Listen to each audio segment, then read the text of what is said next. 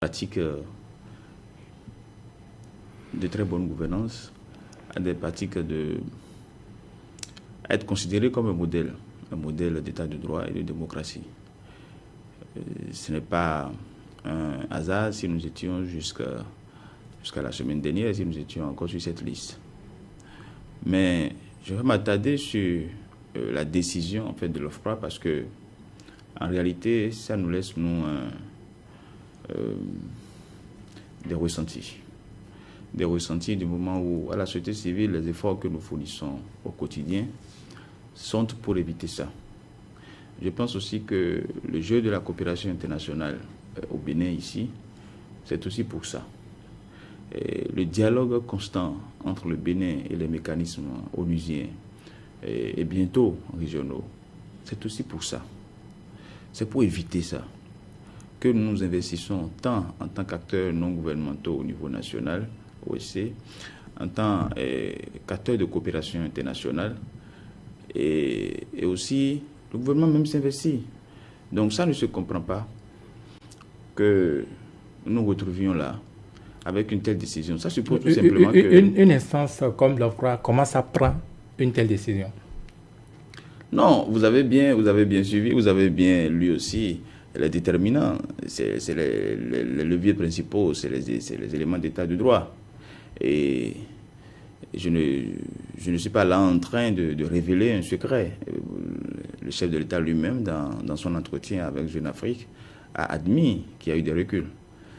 Alors la question, ce n'est plus pourquoi ces reculs, est-ce que c'est logique, nous sommes dedans tout le temps, nous autres, la société civile, dans le plaidoyer, en train vraiment de fustiger, de vouloir accompagner, de vouloir faire corriger, de susciter le dialogue au plus haut niveau, que ce soit à Genève ou ailleurs. Mais vous voyez, la question fondamentale maintenant, c'est est-ce que nous sommes décidés à l'interne, que ce soit OSC, que ce soit gouvernement, que ce soit acteurs de coopération. Parce que vous voyez, même la France, parce que la décision de l'OFPRA, quoi qu'on dise, c'est une institution française. Voyez-vous. Et cette décision vient en fait en aval. Nous aurions aimé qu'en amont, par le jeu de la coopération, la France travaille, dialogue avec le gouvernement béninois il n'y a pas eu des... pour que nous n'ayons pas, c'est-à-dire, la finalité, ce n'est pas, en fait... d'arriver à ces... Nous ne triomphons pas de ça. Est-ce que justement la décision n'est pas venue après peut-être des remises à l'ordre dans l'ombre? Non, bon, écoutez, l'État est souverain, pas de remise à l'ordre. C'est pour ça qu'il parle de dialogue. C'est-à-dire, je pense que ce soit la France, les États-Unis, l'UE, et que ce soit d'autres coopérants, c'est-à-dire, le dialogue pouvait vraiment, un peu comme nous essayons de faire avec le gouvernement, on pouvait vraiment empêcher ça. C'est-à-dire, ce n'est pas lorsqu'on a fini. Est-ce que vous avez vu la Côte d'Ivoire, le Burkina, le Mali et qu'on soit sur cette liste? Non, parce que c'est des pays très instables. Vous voyez, ce que nous aurions inspiré, c'est que le jeu de la coopération empêche le Bénin d'aller là. Que le dialogue constant, c'est-à-dire de la société civile, que le dialogue constant des coopérants sur place avec le gouvernement nous évite ça. Cela vous laisse de ressentir, dites-vous, mais est-ce que au finish, ce n'est tout de même pas une manière de porter votre combat à l'international, vous qui n'avez pas réussi à vous faire entendre à l'interne? Non, la finalité de cette affaire-là, c'est quoi? C'est que si demain vous êtes touchant du bois, vous êtes menacé, vous pourriez tout simplement être facilement admis, et voilà, et à résider en France, et en considération de ce que votre pays n'est pas du tout sûr.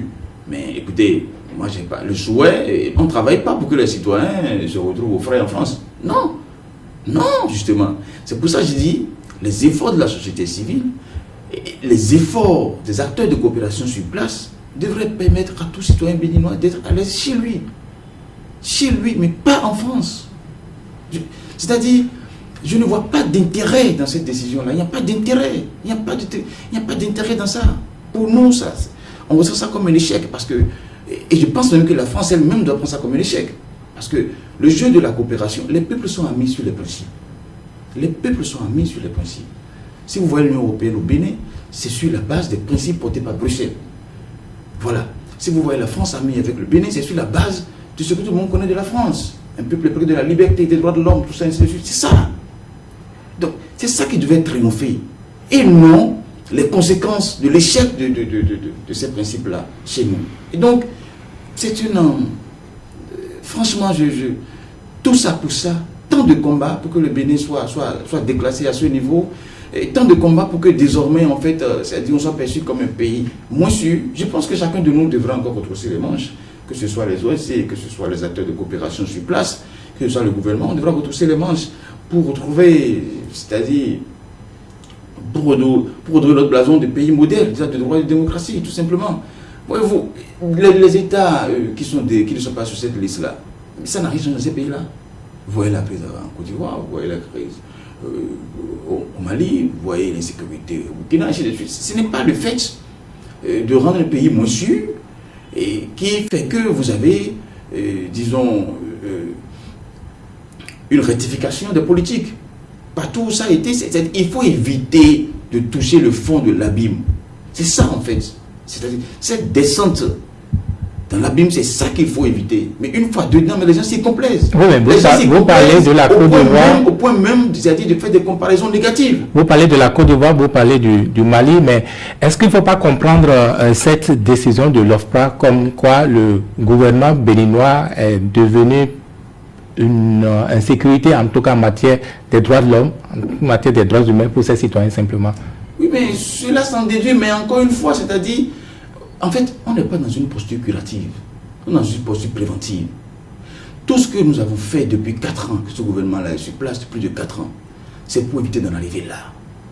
Tout ce que nous avons fait, essayant de dialoguer, essayant d'accompagner, essayant d'appeler au dialogue au plus haut niveau, au niveau international, c'est pour éviter ça. En fait, on n'a pas beaucoup communiqué dans les médias, à la télé ou à la radio, partout dans tout ce que nous faisons. Mais le gouvernement sait que nous l'avons amené à répondre au plus haut niveau devant de grandes instances de tout ce qui aujourd'hui maintenant amène en fait à prendre cette décision-là. Et nous aurions aimé que les uns et les autres soient ouverts d'esprit. Nous aurions aimé qu'au lieu d'aller faire ce dialogue-là au plus haut niveau, hors du pays, que ce soit même pas le jeu de la coopération, que ce soit plus régulier sur place ici. Parce que ce n'est toujours pas intéressant de se retrouver là. Il faut avoir des ouvertures de dialogue. Il faut avoir des possibilités de corriger le tir. Personne ne doit, c'est-à-dire se satisfaire de cette décision qui, pour le moins, nous expose dans un référentiel négatif où vous allez voir des gens encore désormais se complaire à ce que oui, mais écoutez, ça n'a pas empêché la Côte d'Ivoire d'avoir si le Mali de continuer par rapport, ainsi de suite. Donc, ce n'est pas intéressant d'arriver à ça. Nous sommes au fond de l'abîme, on ne devait jamais descendre là. Est-ce que finalement on peut dire que cette décision est l'illustration donc de l'échec du combat de la société civile? Écoutez, comme je le dis, on ne se satisfait pas nous autres de ce que nous faisons au quotidien. Autrement, on aurait cessé de fonctionner. Je vous ai dit que nous avons utilisé des moyens, des outils pour forcer le dialogue. Nous avons utilisé des moyens, des outils pour accompagner. Parfois même, il y a certaines décisions et certains actes qui ont été posés et qu'on peut même classer sous le coup de l'excuse d'ignorance aux acteurs qui l'ont posé parce qu'ils ne savaient pas en réalité que nous ne sommes plus en vase clos, que nous sommes dans un village planétaire où il y a des standards, il y a des principes. Vous savez, il y a parfois, on s'est dit, bon là c'est une méconnaissance. Parfois on s'est dit, non là, c'est un mépris des normes, des principes. Parfois on se dit, non, là c'est une transgression. Parfois on se dit, non, là c'est une agression carrément des principes. Mais vous savez, à chaque fois, on essaie la bonne posture pour pouvoir dialoguer avec l'acteur et lui faire comprendre. En fait, nous ne sommes pas contre vous. Parce que ceux qui ne comprennent pas, la dialectique qui a prévalu jusque-là, c'est quoi? C'est qu'on dit, nous sommes prêts à sacrifier les droits d'une minorité qui réclame les droits civils et politiques pour satisfaire les droits d'une majorité et en proie, c'est-à-dire aux besoins relativement aux droits sociaux et économiques. Pour le développement. Pour le développement. Mais à la réalité, les statistiques que nous avons aujourd'hui, les éléments de terrain que nous avons, ne donnent pas raison à ceux qui ont fait ce choix. Malheureusement. Malheureusement. Donc, quelque part, ils doivent se dire, mais tout ça, pour ça, si nous avons sacrifié les droits civils et politiques pour faire le développement, et qu'après 4 ans et demi, on se pose des questions, lorsqu'on va à Monsoro ou à Didja, lorsqu'on va à Gounan, lorsqu'on va à Bobé, à Banté, ainsi de suite, on se dit, mais non, ça, tout ça, pour ça, il y a un problème. il y a un problème. Revenons à la décision de l'OFPRA. Vous avez commencé par évoquer les conséquences tantôt, à savoir que les demandeurs d'asile en provenance du Bénin vont avoir un peu plus de facilité. Est-ce qu'il y a d'autres conséquences, d'autres implications? Oui, mais généralement, c'est beaucoup plus des éléments de coopération en fait. C'est pour ça que j'insiste beaucoup sur le cadre de coopération.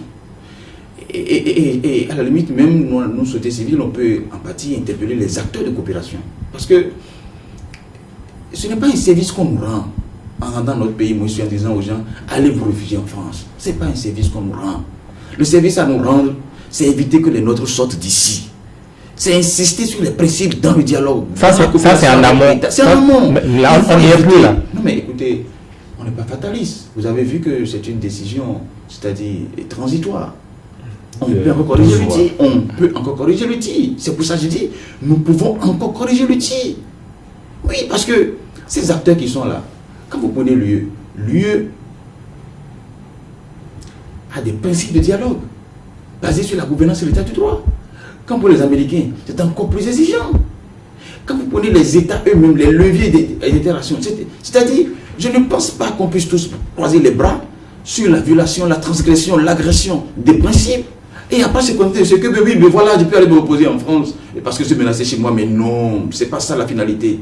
On n'a jamais travaillé sur la société civile pour que les gens se retrouvent en France à l'aise. Non, on travaille pour que les gens se retrouvent à l'aise chez eux, au Bénin, et non ailleurs. Et nous allons continuer par travailler au respect, à la célébration des principes. Nous allons poursuivre l'interaction triangulaire entre acteurs de coopération et au gouvernement pour revenir sur le bon chemin. Nous autres, nous sommes trop attachés au modèle démocratique du Bénin. Nous sommes trop attachés au modèle du Bénin. Même si ça se conjugue par certains déjà au passé, nous sommes trop attachés à ça pour laisser ça partir.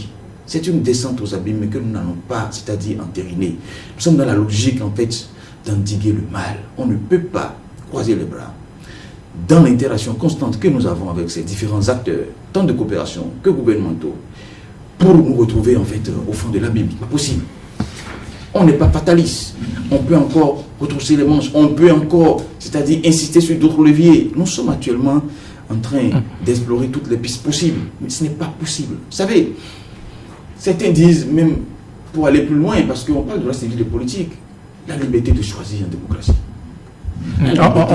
On va y revenir, Ahmed Galao, mais est-ce que, tout comme l'OFPRA, il est possible, il en existe des instances ailleurs dans peut-être d'autres pays, peut-être au niveau de l'Union africaine ou de l'ONU, qui peuvent ainsi dénoncer, ou enfin prendre des décisions du moins qui traduiraient, n'est-ce pas, cette descente en matière de défense des droits de l'homme au Bénin? Il y a eu assez de décisions. Le problème au Bénin, c'est que, et ça, je ne jette pas une pierre dans le jardin des journalistes, mais c'est que ça fait partie des préoccupations que j'ai avec la des médias. Il y a eu beaucoup de productions. Mes collègues d'Amnesty ont balancé beaucoup de capsules depuis quelques années. Achèvement social, nous avons publié beaucoup de rapports. Le Bénin a été à des examens aux Nations Unies, a sorti de recommandations fortes. Et pendant que nous étions en pleine crise en mai 2019, nous avions travaillé à ce que la Commission africaine, depuis Sharm el-Sheikh, fasse des recommandations fortes, prenne une résolution sur le Bénin. Nous avons travaillé à ce que la société civile au niveau régional s'adresse en fait à l'Union africaine par rapport au Bénin. En fait, des alertes depuis un certain temps. À sortir de prises de position claires de la communauté internationale, au niveau régional et au niveau onusien. Le comité contre la torture, des recommandations fermes au Bénin. Le rapport de changement social Bénin sur les droits de l'homme relativement au LIAC 2019 est publié fin 2019, a remis encore, a actualisé toutes ces recommandations faites au Bénin. Dans ce rapport en annexe, vous avez tout ça. Nous avons rappelé encore aux acteurs de coopération et au gouvernement d'avoir à tenir compte de ces recommandations dans les démarches de gouvernance les mois qui allaient suivre. Mais nous sommes là un an après avec une décision qui ne nous en a pas du tout. Et donc au fond, c'est que nous ne sentons même pas en réalité que les médias travaillent sur les outils produits, sur les éléments, sur les productions, tant au niveau communautaire, régional qu'onusienne. Vous pensez que les médias béninois sont complices des autorités béninoises? En fait, il n'y a pas un travail. J'ai gardé l'impression jusque-là que même les médias sont dans le buzz. Il n'y a pas un travail approfondi. Nous avons produit beaucoup. Changement social, Bénin, Amnesty, on produit beaucoup sur la civile et politique. Et En amont et puis en aval, vous avez eu beaucoup de réponses de la communauté internationale, surtout des Nations Unies et de la Commission africaine. Mais vous n'avez rien fait. Les médias n'en font rien. Donc, en fait, c'est pour ça que je vous dis, je ne suis pas dans l'actualité de ce que l'OFPRA dit, parce que je ne suis pas médecin après la mort. Encore que la mort n'est pas encore prononcée. C'est juste un diagnostic. Mais c'est-à-dire que je suis suffisamment déçu de ce que, mais tout ça, pour ça, on a fourni trop d'efforts. Pour ne pas en arriver là. Mais justement, on a fourni trop d'efforts. Trop d'efforts de monitoring. Trop de fiches de plaidoyer.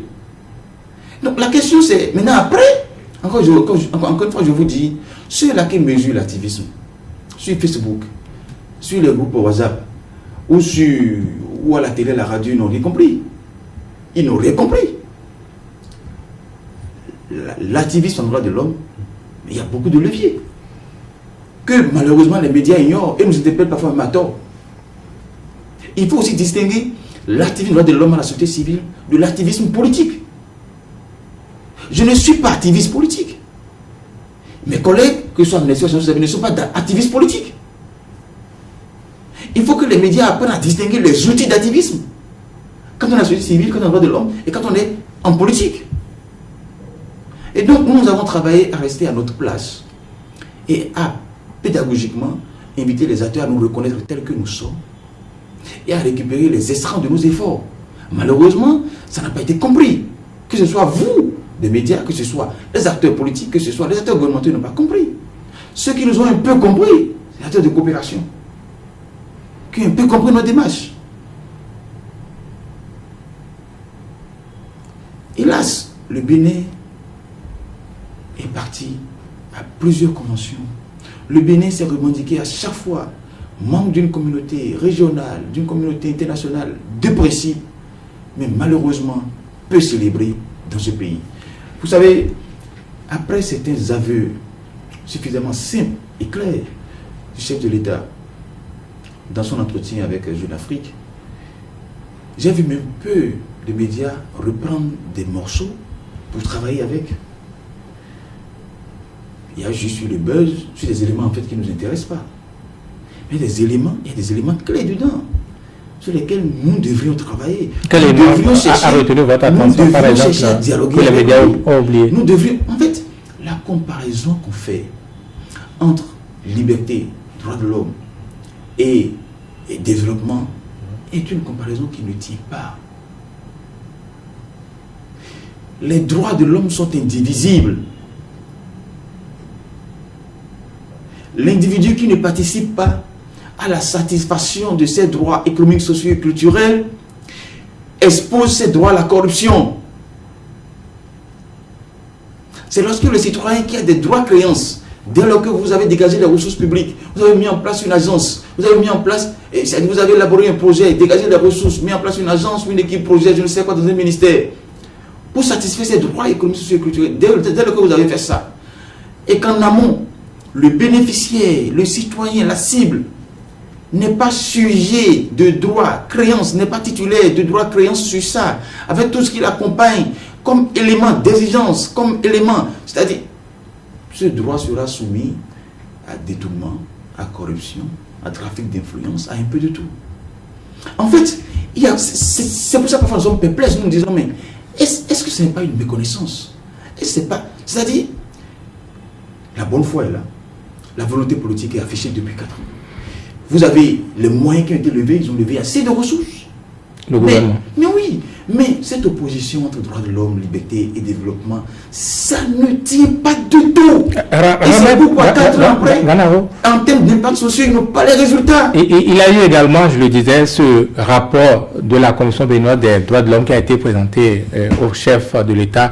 Officiellement, on ne connaît pas encore le contenu, du moins ce n'est pas encore rendu public, mais pour le compte rendu fait dans les médias notamment, comme vous l'avez constaté durant toute cette semaine, eh bien c'est que ce rapport est favorable aux droits de l'homme, est favorable au gouvernement, aux efforts du gouvernement. Donc tout le contraire du discours que vous avez tenu juste là. Non, il ne faut pas, s'il vous plaît, il faut pas ramener les efforts de la commission à quelques phrases ou à quelques minutes de vidéo et je dirais opportunément diffusé sur des réseaux sociaux ou sur des sites officiels. Donc il s'agit d'une manipulation, selon vous? Non, je ne dirais pas ça, le mot est trop fort.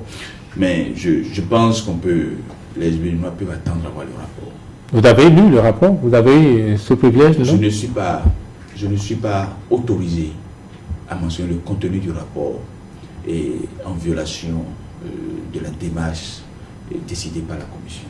La Commission, toute préséance due, et même si c'était vraiment tardif, à notre avis, a quand même attendu que le chef de l'État reçoive le rapport. Et là, maintenant, ils sont dans une démarche d'assurer la diffusion avec les autres institutions de la République, après revenir en fait aux autres corps de la République, et progressivement, la diffusion se fera par rapport au contenu. Donc, je me garderai en fait d'exprimer ou bien de parler du contenu, même si de façon cette coïncidence d'agenda, ça vous a interpellé aussi? Mais au fond, il y a une chose importante que les Béninois doivent, pourraient garder à l'esprit. Ni Amnesty, ni Changement Social Bénin, ni la Commission n'auraient en fait l'apanage de la vérité en matière de droits de l'homme. Et vous savez, le monitoring et le rapportage en matière de droits de l'homme obéissent à des principes. Et vous avez des principes selon la typologie, la catégorie, la spécificité du droit. Vous avez des principes qui sanctionnent les actes des États. Et donc, de ce point de vue, il ne faut pas vraiment... Et la Commission ne fera pas un miracle. Je ne pense même pas que le rapport de la Commission soit en déphasage avec tout ce que Amnesty a eu à publier, tout ce que CSB, Changement Social Bénin a eu à publier. Mais quand on lit les médias ces derniers temps, c'est pas l'impression qu'on a. Parce que le rapport, c'est encore une fois, je vous dis, ne ramenez pas le travail des 11 commissaires durant des mois dans la douleur et sans ressources même. Parce qu'en 2019, ces gens n'ont pas eu un seul copec, ils n'ont pas eu un seul stylo. Vous avez dit tout à l'heure que le gouvernement a levé des fonds. Ne ramenez pas, ils ont levé des fonds pour le PAG, j'avais dit. Donc ne ramenez pas en fait les efforts de ces vaillants commissaires et à quelques bouts de phrases, ou à quelques minutes. Mais pour l'instant, il ne s'en offusque pas, visiblement. Opportunément diffusé. C'est une institution. C'est une institution qui a une démarche. Et encore une fois, vous savez, une institution respectable, et que ce soit ONG, que ce soit institution de la République, les médias ne doivent pas exercer une pression sur nous au point où on manque de méthode. Oh, mais c'est trop lourd comme méthode, ce que vous avez là. Donc, ce qu'il y a, c'est que... Non, c'est pas trop lourd. En face, vous voyez la machine du gouvernement. Non, parce que... Non, ce que je veux dire, c'est quoi par rapport à la diffusion du rapport, par rapport aux informations qui devraient... En fait, c'est quoi? Même, je venais de vous dire que, en tant qu'ONG, avec tous les risques que nous prenons, parce qu'on a moins de protection que les commissaires de la commission béninoise. Mais, avec tous les risques que nous prenons, pour vous produire, pour être à disposition des informations, pour que la communauté internationale se positionne sur le Bénin. Et qu'il ne reste en fait que votre implication pour que le plaidoyer soit vraiment efficace. Avec tous les efforts que nous fournissons, nous ne sentons même pas qu'il soit récupéré comme cela se doit. Ce que vous auriez aimé, c'est que moi, Ramel Ganaro, je me retrouve avec ma page Facebook suffisamment animée, avec des capsules que je balance chaque jour pour tirer sur le gouvernement, et là ça fait buzz, ou bien que ce soit tout le temps sur je ne sais quelle radio, sur quelle, c'est pas ça l'activisme. C'est pas ça l'activisme. Donc nous avons l'obligation aussi de vous amener à comprendre comment nous fonctionne.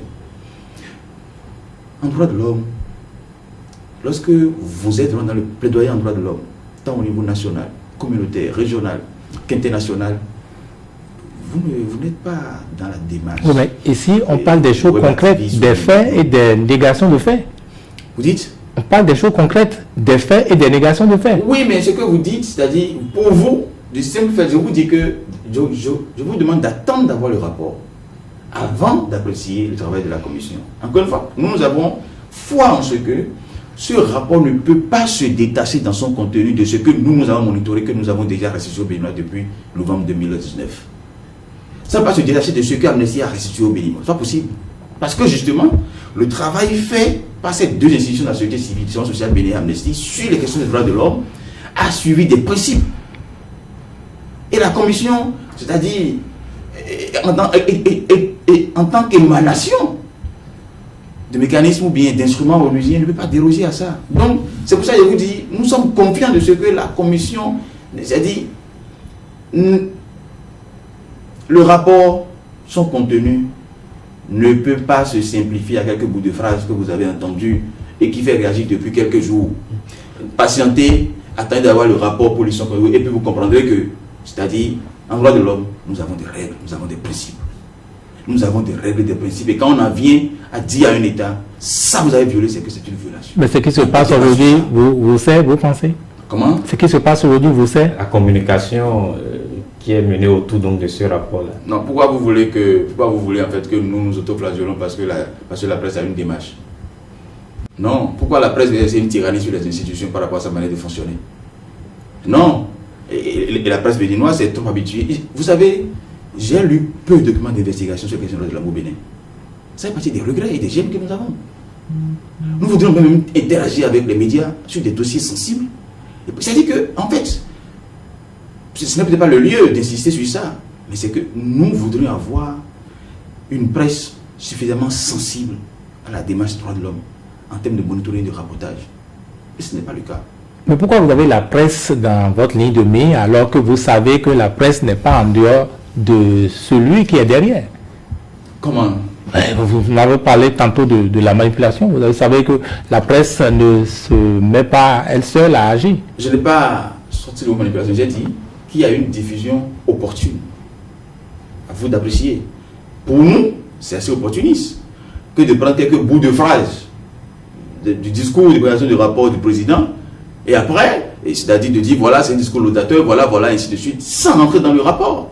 C'est assez opportun. Parce que ce n'est pas la méthode de la commission qui est c'est-à-dire la méthode très lourde que Gilles a souligné. Bon, je pense que vous aurez l'occasion. La seule chose de ma position que je pourrais, c'est-à-dire pas reprocher, mais que je pourrais suggérer à l'avenir, tant à la commission qu'à la Sénat, parce que là, nous avions aussi déploré le retard que la Sénat met à publier ses rapports, même en violation du code électoral.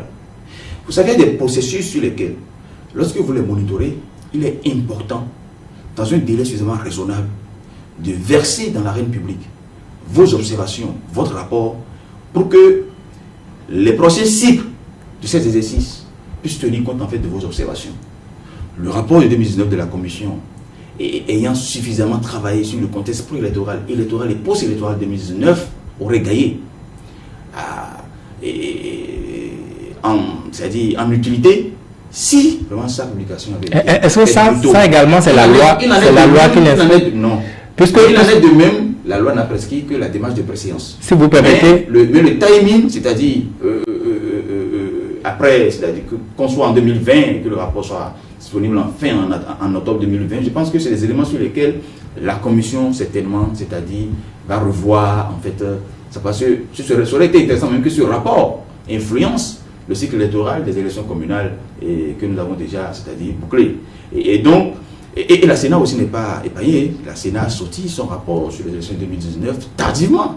J'ai dû envoyer maintes lettres, maintes relances, c'est-à-dire itératives, pour vraiment avoir ce rapport-là. Et quand Et c'est pas normal.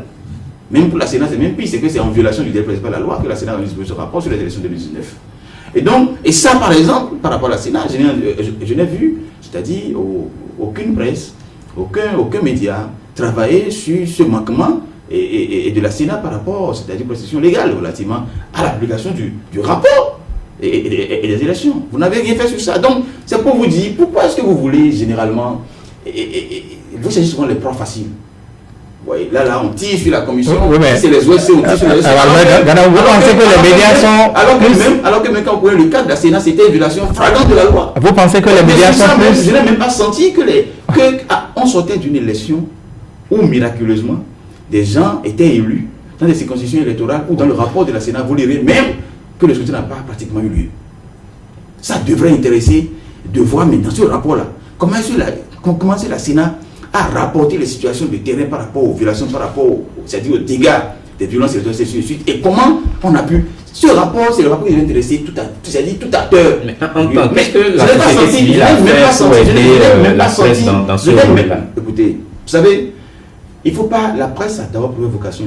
Nous n'avons pas un pouvoir, malheureusement. Et c'est en cela que nous sommes très jaloux. Votre pouvoir, vous. On vous appelle quatrième pouvoir. Les OSC sont à quel pouvoir? Vous pensez que c'est un pouvoir réellement? Non, mais franchement, même si opportunément parfois on vous classe, c'est-à-dire on dit les médias sont dans les OSC, ainsi de suite, mais en réalité, c'est-à-dire, le pouvoir qu'on vous donne, si nous on avait ça, on ferait beaucoup mieux. Nous ferions beaucoup mieux. Vous êtes très amer avec les médias, comme si les médias étaient plus en faute que le pouvoir, que les acteurs que vous dénoncez. Je vous dis très franchement, même là où nous sommes, tout ce que la dirigeante de l'OFPRA, là où nous sommes arrivés là, si nous avions eu des médias suffisamment dynamiques, et qui avaient fait leur travail, et qui avaient accompagné certains élans de la société civile dans leur mission, parce que votre mission de base c'est d'informer, pas de communiquer d'abord. C'est d'abord d'informer. C'est important. Mais les médias ont quitté pratiquement l'information pour la communication. Les différents rapports sur la liberté de la presse. Mais et là, je n'ai pas raté l'occasion le 26 novembre lorsque nous lancions le rapport justement de CSB par rapport aux élections 2019. J'ai manqué l'occasion de rappeler aux journalistes que c'est avec un pincement au cœur que je devrais travailler sur leur situation alors que même se sont murés dans l'inertie. Et vous pensez que ce que vous dénoncez en dehors de ce que vous avez dénoncé tantôt, à savoir que la dynamique désormais c'est mettre une croix sur les droits de l'homme et en avant le développement? Nous n'avons pas encore dit ici maintenant qui a une volonté affichée de mettre une croix sur les droits de l'homme.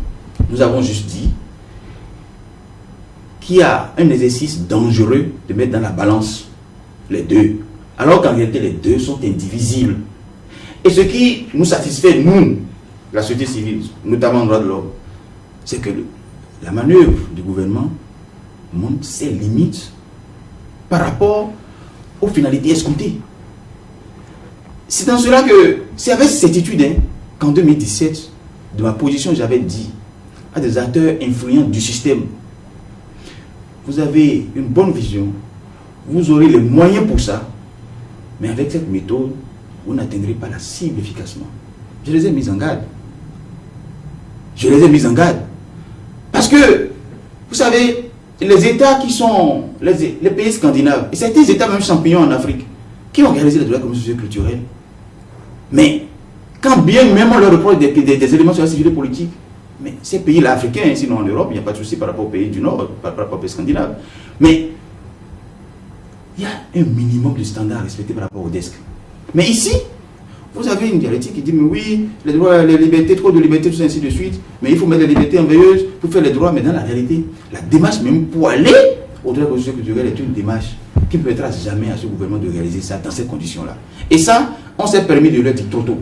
Là où nous sommes actuellement, nous sommes encore dans une position de pouvoir dire qu'ils ne sont pas en train d'arriver à bon port par rapport à la concrétisation de ce qui les a amenés à mettre en veille les droits de l'homme, les droits civils et politiques. Parce que les droits de l'homme, c'est pas sur la civile politique, les droits de l'homme, c'est un tout.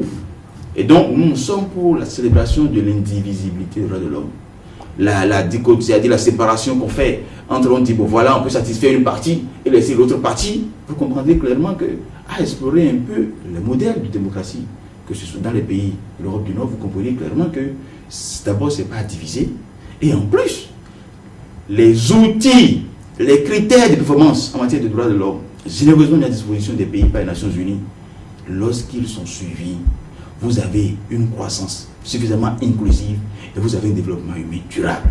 En fait, c'est pour ça que parfois on est perplexe, on dit bon, est-ce que ce qu'ils font, c'est pas le fruit peut-être d'une méconnaissance, c'est pas le fruit peut-être.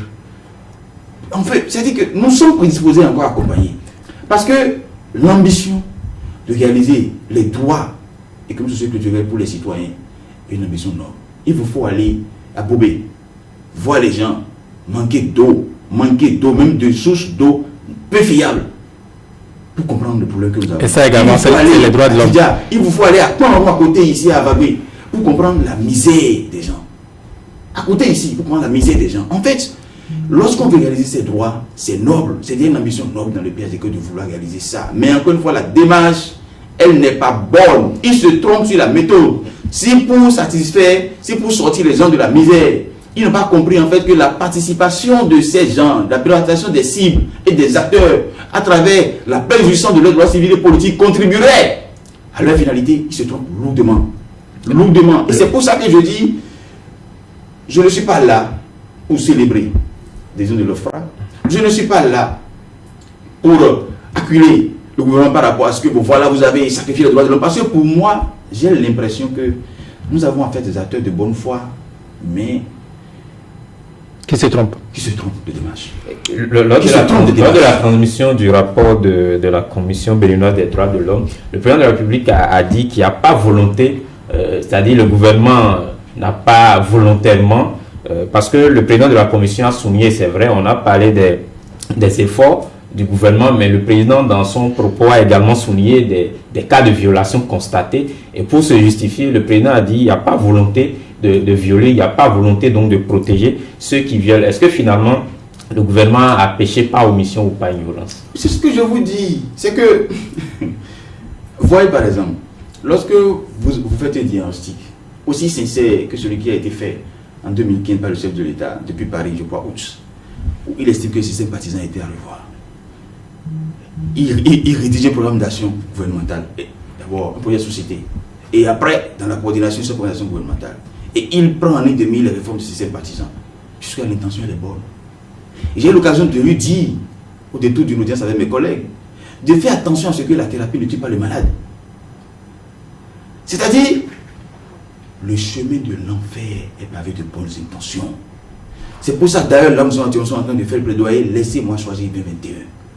Si tant est qu'on ait de bonne foi, il faut aussi tolérer, il faut aussi accepter des ajustements de thérapie. On va y arriver tout à l'heure. Il ne faut pas foncer tête baissée. C'est ça la question en fait. Sinon il n'y a pas de doute, il n'y a pas de volonté, il n'y a pas de préméditation en fait à sacrifier les droits de l'homme. Vous avez entendu les premières appréciations. C'est la méconnaissance, ou du moins la non prise en compte de principes et de démarches, de standards élaborés qui sont de nature en fait à contribuer aux résultats qu'eux-mêmes ils souhaitent. Vous avez entendu les premières appréciations du ministre porte-parole du gouvernement par rapport à la décision donc, de l'OFPRA par rapport aux droits de l'homme au Bénin. Est-ce que ça vous rassure que, eh bien, comme vous dites, le gouvernement est en passe de revoir les choses, d'améliorer les choses d'ici 12 mois? Je vais vous dire, j'ai généralement, avec tout le respect que je dois à ce gouvernement, et dans son unicité par rapport à la charte du gouvernement, parfois nous sommes confus. Nous sommes parfois confus des déclarations et des prises de parole d'autorités gouvernementales qui parfois se contredisent, qui parfois se mettent en opposition, et même des aveux du chef de l'État, et qui parfois... Je pense que de plus en plus nous sommes même plus portés vraiment à capitaliser ce que le chef de l'État dit, plutôt que... Parce que voilà, ça ne sert à rien même d'opposer le chef de l'État à ses collaborateurs, ou bien d'opposer en fait d'autres ministres à tel ministre, parce que l'autre travail d'ici, le travail sur un sujet sensible. Et nous avons eu droit à des premières déclarations, c'est une autorité, et après à d'autres déclarations, et d'autres collègues à lui, qu'on nous dira, ça là, c'est la déclaration officielle qu'il faut prendre, ça là, c'est ainsi de suite. Ou bien des fois, des sorties chefs de l'État qui carrément ne sont pas viennent carrément remettre en cause. C'est-à-dire, donc, je pense que nous ne pouvons pas, encore que nous sommes dans une démarche, disons, c'est ainsi de... parfois aussi, vous les conduisez, hein, vous-même devez dire, parce que il sort du Conseil des ministres, et il a pour... Vous ne posez pas de questions sur les éléments qu'il a exposés par rapport au Conseil des ministres, mais voilà, vous l'envoyez sur des questions, et systématiquement, bon, il essaye aussi, à mon avis, hein, d'improviser des réponses avec vous, et puis du coup, parfois... parce que c'est ce que nous refuse de faire avec vous que lui fait souvent. C'est-à-dire, il rentre dans le jeu, dans le buzz avec vous, et puis voilà, vous avez une déclaration du ministre. Mais nous autres, chacun dans son rôle. Voilà, donc ça vous réussit avec lui. Mais nous, on n'est pas dans la... On va parler de ce sujet qui vous importe certainement. Vous avez tout le temps parlé ici des droits civils et politiques. C'est surtout, certainement du moins à ce chapitre que se situe votre initiative. Laissez-moi choisir 2021. Disons, un combat pour la suppression. Bernard, vous n'avez pas dit ainsi, on ne sait pas pourquoi vous êtes frileux. Non, vous voyez, de mémoire, hein, depuis mon jeune âge, quand j'ai commencé par chercher ces Béninoises de près, et de mémoire, je n'ai jamais vu une telle synergie à la société civile. Ah oui? Vous avez, non, de mémoire, jamais. Jamais. Vous avez la passive, vous avez déjà tous les réseaux pratiquement, tous les réseaux, toutes les structures au sein de la passive. Vous avez après Social Watch, Wilda, Frifonga, Wane, et les ONG thématiques comme Amnesty Changement Social Bénin, et vous avez les jeunes à travers les blogueurs, vous avez SOS Civil, vous avez le réseau Femmes Paix Sécurité en Afrique de l'Ouest, et vous avez, c'est carrément une totale synergie. Et on n'a pas le CREI par exemple. Le CREI est une ONG comme Changement Social Bénin. Pourquoi est-ce que je vous cite tant de plateformes, tant de réseaux, et vous revenez à citer une ONG? Vous voyez combien... Non, parce qu'elle est sur cette thématique, mais on voit, elle s'est démarquée. En plus, je vais vous surprendre, parce que j'ai l'impression, vous savez, d'une part, à la première réunion du 15 juillet organisée, tout le monde était là, y compris Al-Cré, représenté. À la deuxième réunion organisée, en juillet, encore une fois, Al-Cré était avec nous dans les échanges. Et Al-Cré a contribué même aux réflexions, aux travaux, tout et tout. Et puis après, vous comprenez, le président Al-Cré a été clair avec vous, je crois, dans une sortie, je suis avec Cristal, je crois, où il avait été clair, il a dit, en fait, qu'il est pour le parrainage.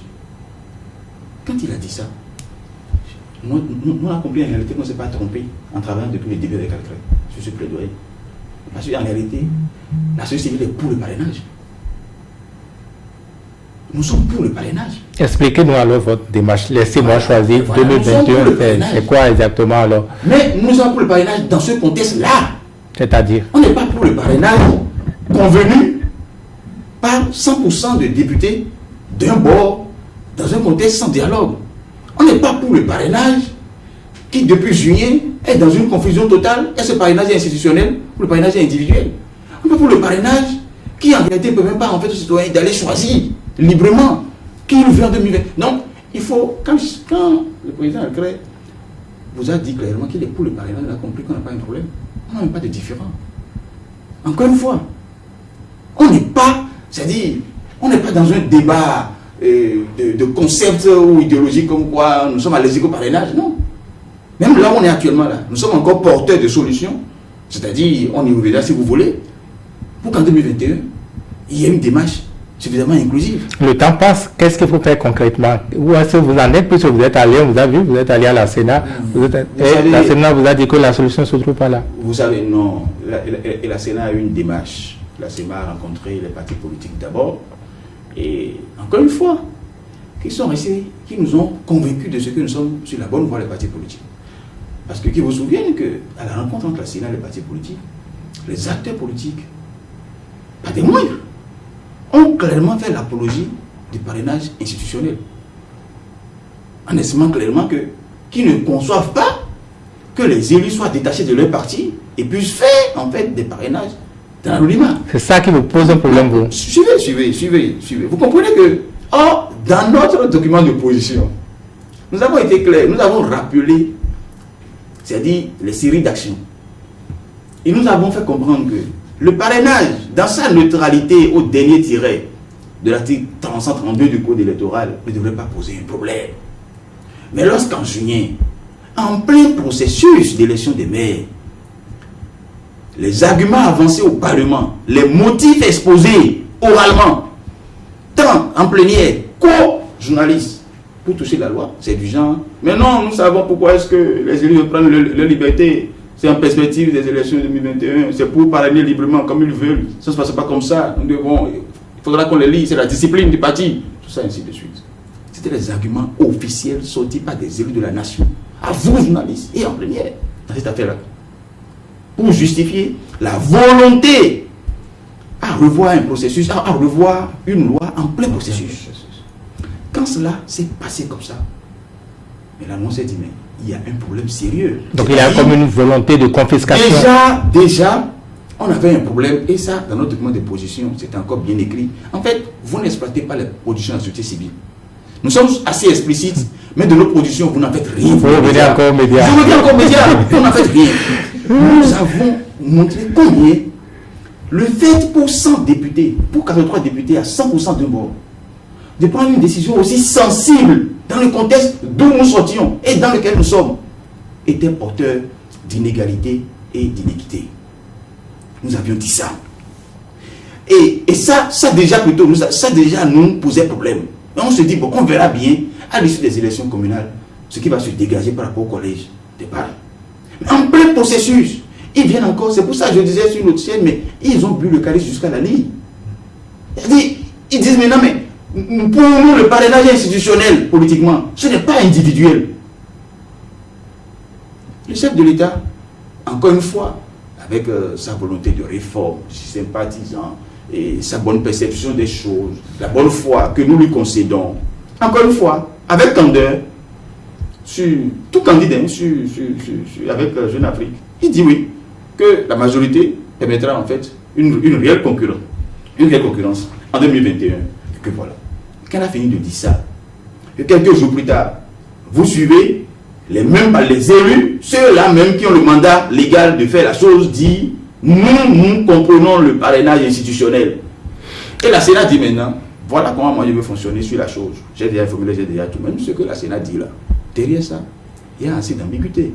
Parce que quand la Sénat aura fini de déployer cette démarche, et qu'on se retrouvera à terme du processus de parrainage, ce n'est pas exclu dans cet anonymat-là qu'un candidat ou bien qu'un duo présidentiel obtienne 140 parrains.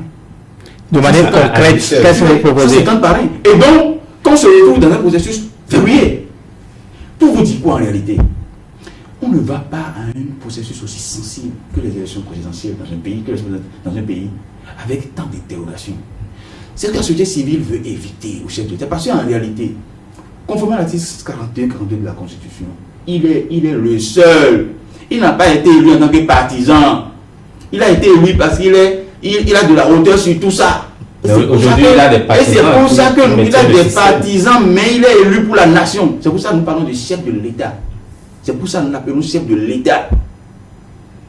Il devra l'assumer. Il devra assumer sa position de chef de l'État. Il devra nous prouver qu'il n'est pas là, qu'il n'est pas le chef du syndicat des politiciens. En quoi faisant de manière concrète? Pour tous les Béninois, que de ce point de vue, nos craintes, nos interrogations devront être prises en compte par sa personne. Vous appelez à un dialogue ou quoi exactement?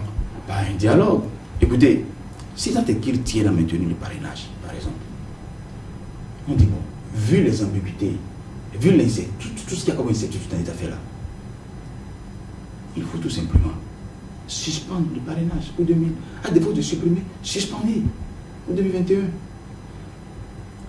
Pour qu'on puisse aller aux élections. Et vous pensez que... Et s'il n'y a pas, si la suspension encore leur pose problème fondamentalement, ils peuvent élargir le parrainage des élus au parrainage citoyen.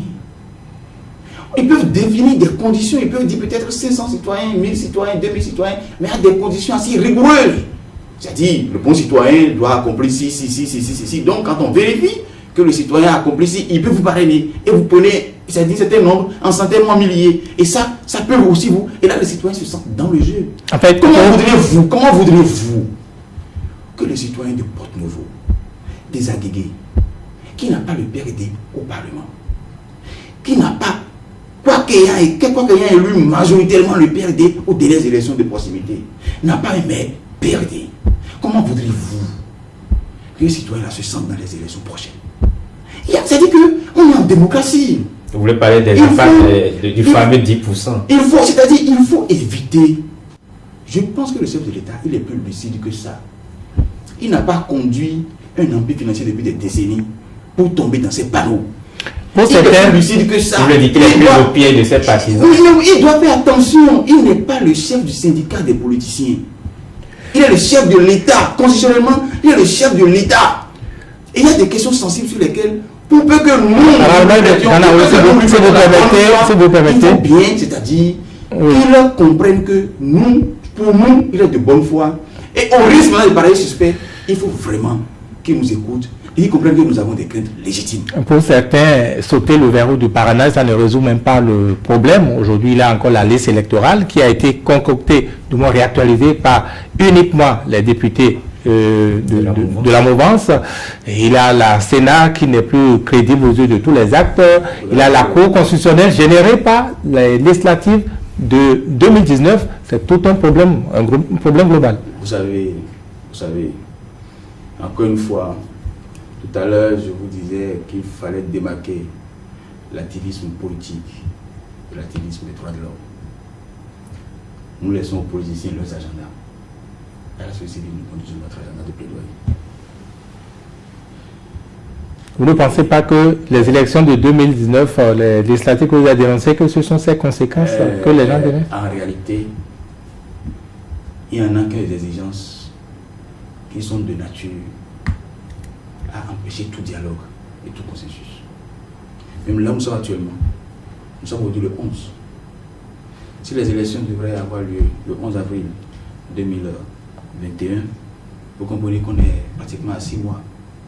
Vous comprenez?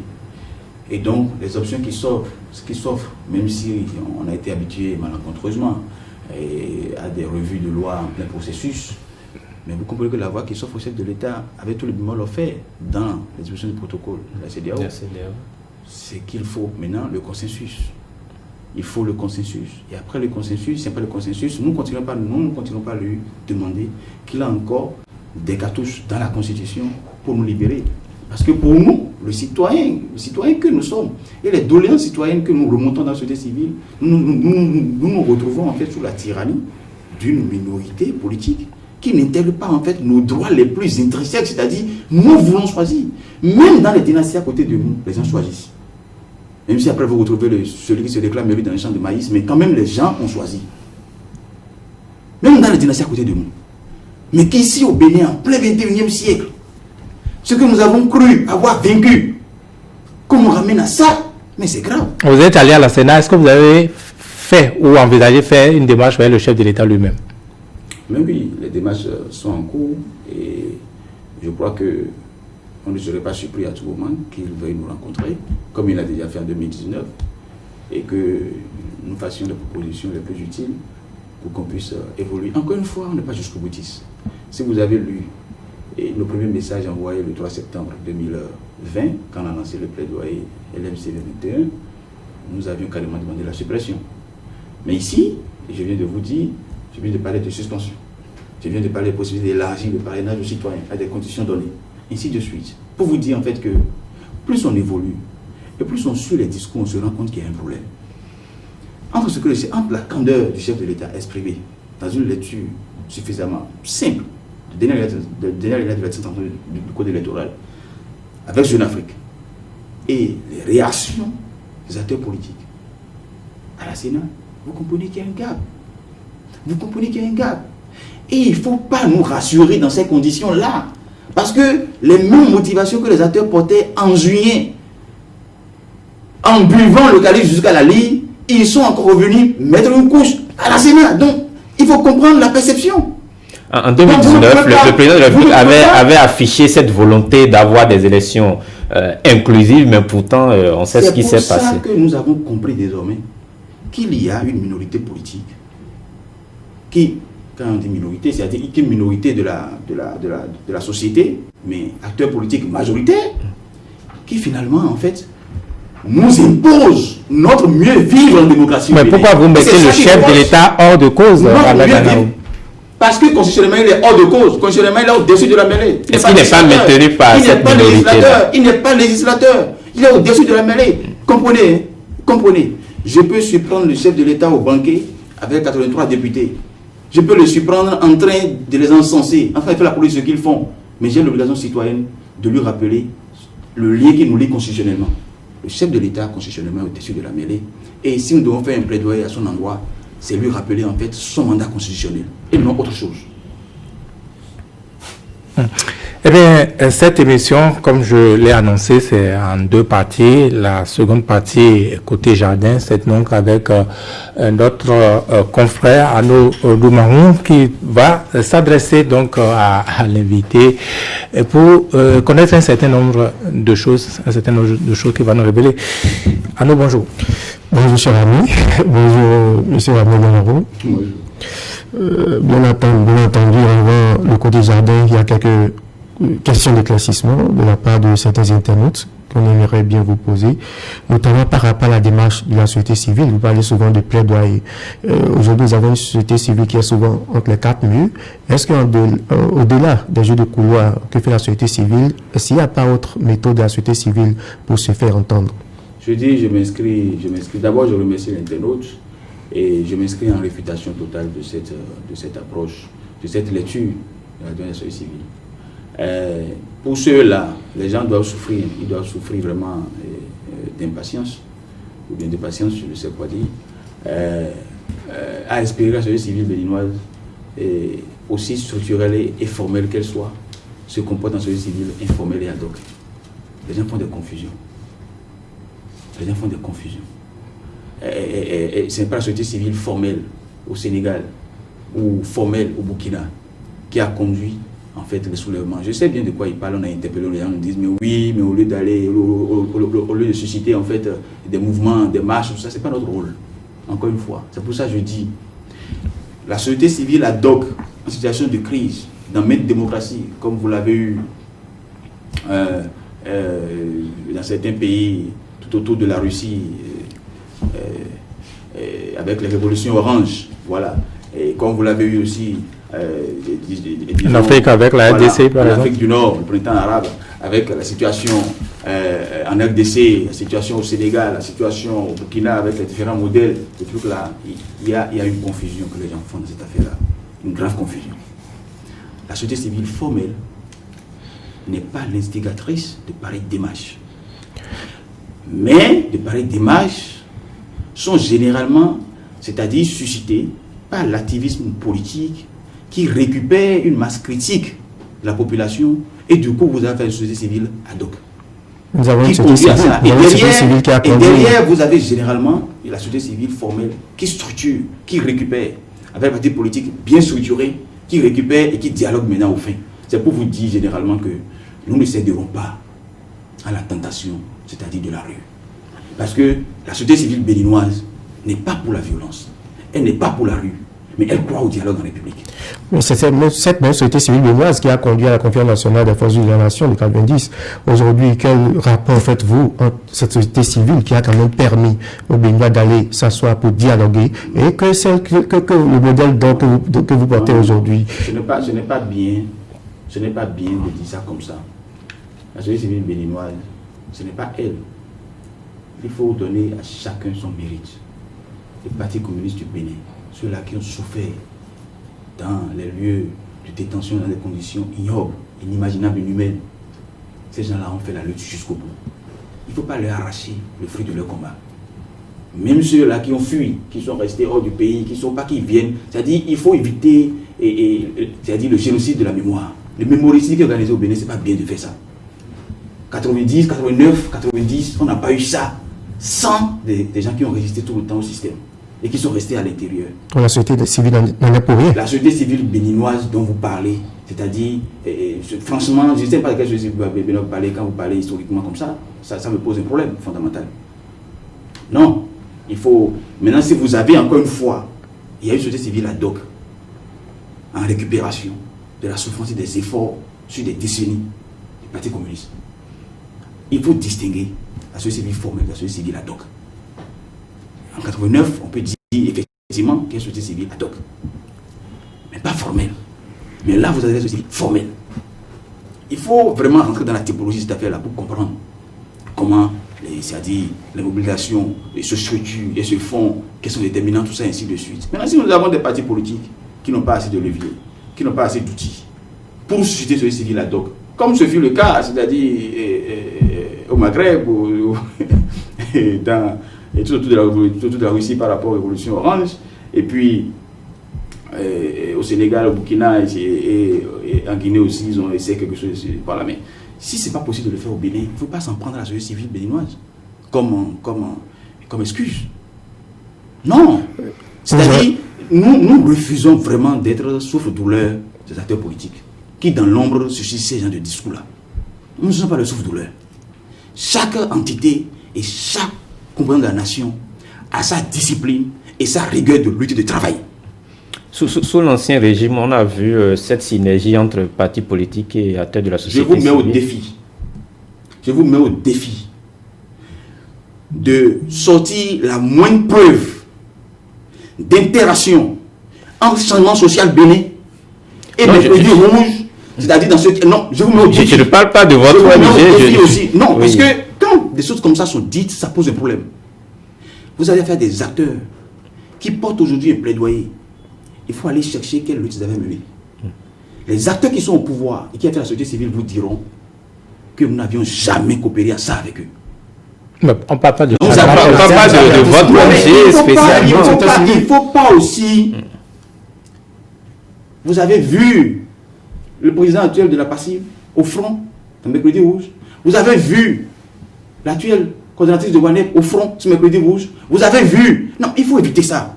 Ce que je vous dis, c'est que cette manière, c'est-à-dire de créer la confusion dans les esprits et d'embarquer toute une dynamique positive, non. C'est pour ça que nous refusons des souffres-douleurs. Il faut que les gens assument leur posture de responsabilité. Le discours qui est le mien, les acteurs politiques en face qui me connaissent vous diront qu'il a toujours été comme ça. Il a toujours raisonné comme ça. En République, il y a des tiroirs. Chacun a son couloir. Il y a ses outils de dialogue et d'action. Encore une fois, si la velléité derrière ces questions, ces insinuations, ces procès qui nous sont faits, ces velléités aussi à nous diviser, et tout ça ainsi de suite. Si vraiment c'est nous amener à faire ce qui n'est pas notre mission, on ne fera pas. Les politiques n'ont qu'à se rendre suffisamment légitimes dans le discours sur le terrain, au point de susciter société civile ad hoc. Et derrière, si tant est que le contexte le justifie, vous verrez partis politiques formels, société civile formelle, syndicats formels, accompagner une dynamique et rester comme des institutions républicaines pouvant dialoguer et contribuer à une solution. C'est comme ça que ça fonctionne. Monsieur Danaro, ce n'est pas le passé. Des gens, oui, il faut le dire, ce n'est pas le passé. Des acteurs, entre griffes, minoritaires, la société civile. Ou ce n'est pas le passé. Des acteurs majoritaires, du milieu des syndicats, ainsi de suite, n'ont pas été adroits. En s'acoquinant avec des acteurs politiques, sur des luttes. Et pour finir, on crée une confusion. Il ne faut pas prêter ça aux acteurs actuels qui sont là. Il faut faire la part des choses. Le Bénin, vous avez compris, le Bénin, depuis quelques années ou quelques mois déjà, est souvent cité en termes de recul de droits de l'homme, de démocratie. Vous avez suivi nos confrères de Jeune Afrique qui ont fait la question également au chef de l'État. Dans un contexte pareil, et que le premier rapport de la Commission des droits de l'homme, que ce rapport soit passé sous mystère. Et vous avez semblé tout à l'heure comparer cela à un rapport de la Sénat, comme si la Sénat est jugée en premier, en dernier ressort. La Sénat, on sait qu'il y a eu des juridictions de contentieux. Lorsque nous parlons des différentes élections, nous avons vu, en termes de taux de participation, la Cour constitutionnelle qui est revenue au-dessus pour clarifier certaines choses. Ça veut dire qu'en termes de processus au niveau des élections, de la Sénat à la Cour constitutionnelle ou à la Cour suprême, on suit une certaine dynamique. Mais qu'une commission, le premier rapport de cette commission, très attendu d'ailleurs, soit un mystère, qu'est-ce que cela réellement sous-entend? La loi leur a prescrit à la commission, je crois l'article 16, une démarche empreinte de préséance institutionnelle. Ils sont dans cette démarche de préséance institutionnelle. Après, je suis curieux. Je ne comprends pas votre tolérance vis-à-vis de la Sénat, qui a mis coude sur rapport, ou qui s'est muré dans l'inertie, 8 mois après des élections, en violation de la loi. Vous, des médias, vous n'avez pas été en mesure. C'est le réveil. Vous n'avez pas. Ah bon, donc c'est quand c'est contre Benoît, quand c'est celui que vous vous réveillez. Mais quand c'est des institutions bien établies, qui violent même les délais légaux, vous ne réagissez pas. Non, je ne suis pas. C'est-à-dire que je n'aime pas les démarches de poids de mesure. C'est pourquoi, franchement, je reviens encore à dire, avant la fin de ce mois, je ne trahis aucun secret. Vous aurez une large diffusion du rapport de la commission. Et je ne trahirai pas le contenu du rapport. Et j'ai aussi l'assurance que ce rapport n'est pas en déphasage. Parce que nous travaillons sur des principes. Il n'est pas en déphasage de ce que vous savez déjà et de ce que nous avions déjà servi. Et j'ai aussi l'assurance, et je vous invite aussi à ne pas ramener le travail de 11 commissaires sur une durée vraiment raisonnable, dans une période douloureuse, où ils n'avaient même pas les ressources pour travailler, pas ramener leurs efforts et leurs sacrifices. C'est-à-dire à quelques bouts de phrases. Oui, mais est-ce que ces phrases, encore une fois, dans un contexte où il y a même eu de tueries, est-ce que on peut féliciter un gouvernement, on peut féliciter le chef de l'État dans ce contexte-là? Est-ce que ça fait aussi sérieux lorsque vous avez une rédaction, lorsque vous avez une dissertation, que de mettre en lumière rien que la thèse et non l'antithèse dans la présentation de la rédaction? On peut faire le choix des mots. On peut choisir d'autres mots. Est-ce que vous avez eu l'intégralité du discours de la commission? Ce n'est pas juste. Ce que je dis, c'est-à-dire, vous ne faites pas œuvre utile en continuant pas à insister sur ces bouts de phrases, alors même que les destinataires du rapport, le destinataire principal du rapport ce jour-là, si vous l'interrogez, il vous dira, mais franchement, dedans, il y a de la matière. Alors, je ne comprends pas. Nous allons baisser avec vous. Je ne comprends pas. Pourquoi est-ce que vous insistez comme ça? Nous allons baisser avec vous sur un volet un peu plus personnel, puisque les internautes également, et ceux qui nous suivent, aimeraient bien mieux davantage connaître Ramel Ganaro, un peu plus intimement, je dirais, un acteur pétri, un acteur confirmé de la société civile, un acteur engagé, dynamique, mais au-delà de ça, côté famille, qu'est-ce qu'on peut savoir de Ramel Ganaro? Non, je suis un homme heureux en famille, avec des enfants, une épouse. Je crois qu'en réalité, en termes d'accomplissement personnel, lorsque vous avez fini en réalité de vivre ou de subir parfois certains actes de gouvernance publique qui sont de nature à vous démobiliser ou à vous inquiéter.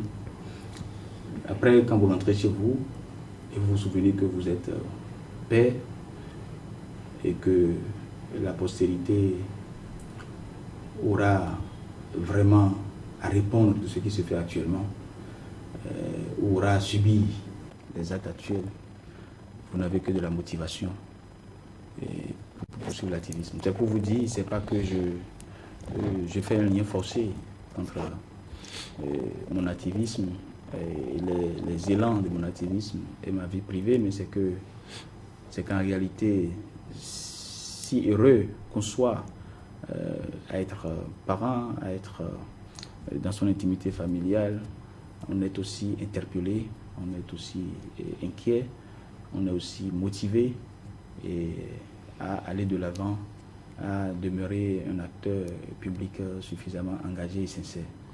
Et sincère parce que parfois nous avons aussi des convictions qui ne sont pas saines. Et l'histoire de l'humanité a révélé des acteurs politiques qui avaient des convictions même pas saines, lesquels nous ont conduits, parlant de l'humanité, au fond de l'abîme.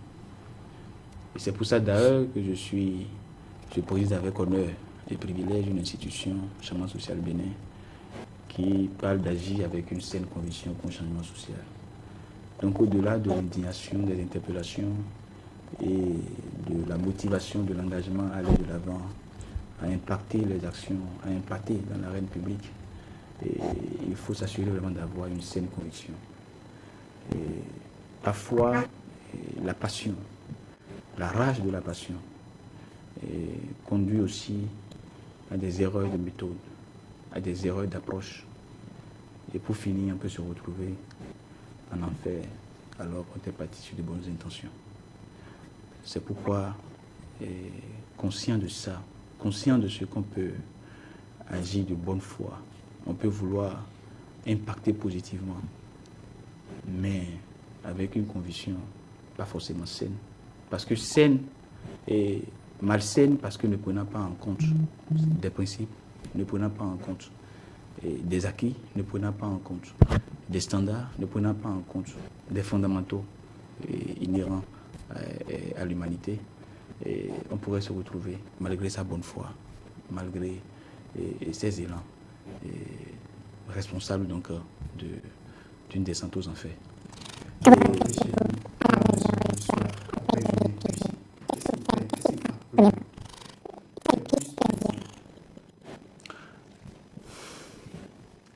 Le premier plaisir, comme je vous le dis, c'est bizarre. Je fais un lien étroit.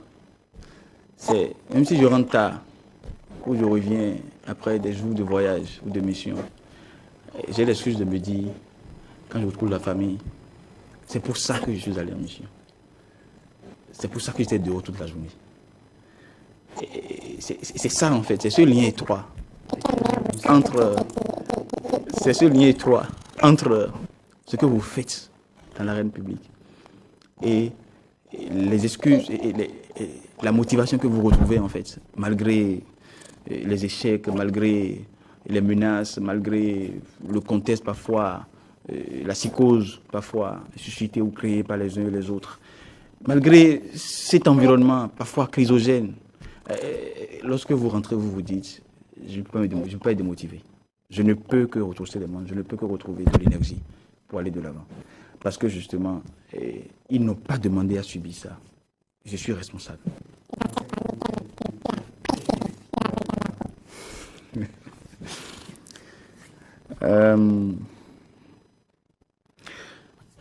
C'est vrai que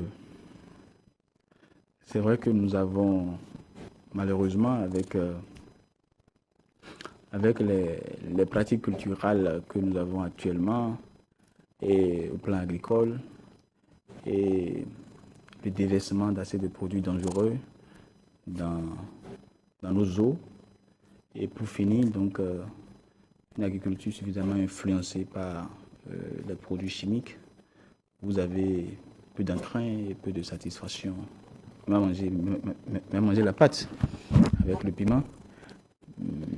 Mais ça demeure quand même le meilleur plat, même si nous aurions aimé quand même que, encore une fois, les réformes de gouvernance publique travaillent suffisamment à rendre notre agriculture plus naturelle, plus bio, que de subir les dégâts en fait de la production de certains autres produits agricoles qui ont une forte incidence sur la production vivrière en matière de qualité.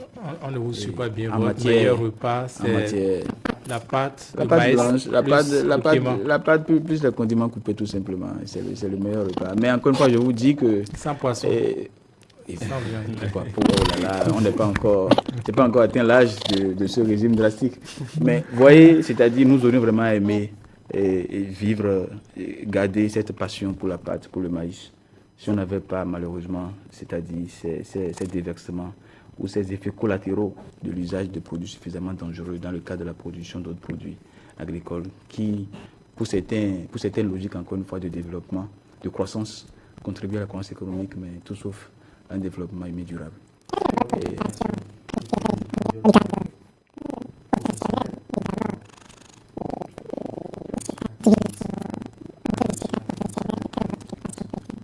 Le contact et les échanges avec les plus jeunes que moi.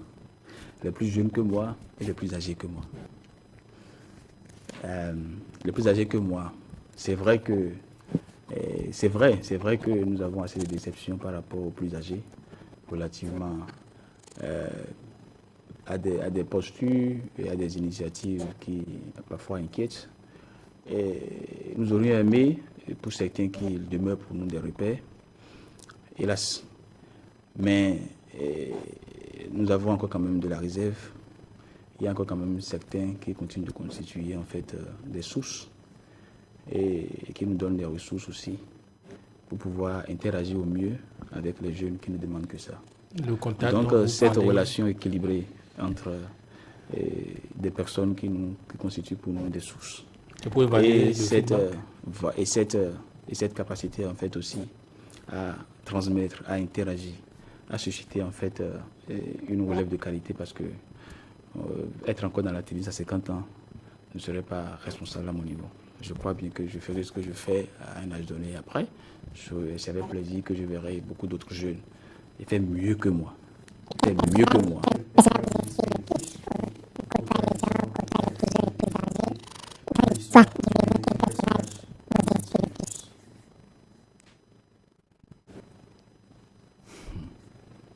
Dans l'histoire du Bénin. Il n'en a pas en fait. Non, dans l'histoire du Bénin, dans l'histoire du Bénin, un monsieur attaché à ce pays et qui, c'est un acteur politique attaché à ce pays qui a vécu sobrement et qui avait un langage véridique et qui a souvent été incompris et dont même parfois les propos ont été manipulés et mal utilisés. Je pense bien qu'il serait intéressant dans la mémoire et dans les actes de restaurer un personnage comme Armand Négué. Je pense que ce personnage, il est restaurable. Si on s'intéresse un peu à notre histoire, je pense qu'on peut le restaurer. Je pense qu'on peut le restaurer. Et c'est pas absolu, hein, c'est pas le personnage, c'est pas absolu, parce que à la recherche, je pense qu'il y a matière vraiment à se pencher un peu sur son histoire, sur son impact par rapport à notre et sa capacité en fait à subir, mais à continuer quand même pas être un acteur positif au changement majeur. Et puis la sobriété avec laquelle il faisait tout, mais avec conviction, force et le langage véridique.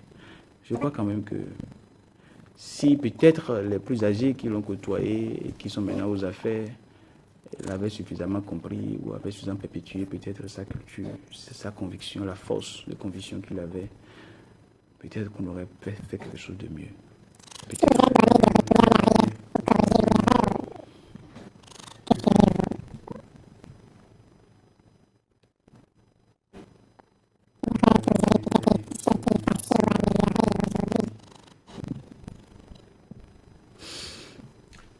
C'est peut-être quelques années plus tôt la difficulté de compréhension que j'avais à travailler avec les plus jeunes que moi, parce que n'ayant pas eu la chance que j'ai eue en termes d'acquisition de savoir-être et de savoir-agir, j'ai peut-être tôt fait de choquer plus d'un, dans ma manière, pas de les juger, mais de les aborder, d'interagir avec eux. Après, j'ai compris qu'ils n'étaient que le produit d'un système éducatif complètement démantelé, et qui n'étaient que les victimes d'un système qui a transmis peu en matière de compétences interpersonnelles, interculturelles, compétences pacifico-critiques, de citoyenneté, de civilité, et qu'en réalité, il fallait même célébrer leur intérêt à agir dans l'arène publique en tant qu'activiste, plutôt peut-être que en griffe de les taper dessus à la première bêtise. Donc, je pense que si j'avais encore l'occasion, j'échangerais autrement avec eux. Je serais peut-être moins sévère, moins rigoureux dans l'approche, dans la démarche, parce qu'en réalité, ça fait partie jusqu'à l'instant où je vous parle, il vous suffit de faire un tour dans les écoles primaires, dans les collèges, et vous allez comprendre que ce qui nous guette dans 15 ans, dans 20 ans, c'est énorme. Ça fait peur même. Donc, voilà, si j'ai un regret, c'est de n'avoir pas tout de suite perçu les dégâts de notre système éducatif sur la jeunesse et aussi me prédisposer en fait à mieux interagir avec cette jeunesse. Mais peut-être ils le diront plus tard, mais j'essaye de me rattraper. Donc, j'essaie de garder ce contact avec eux, pour semer.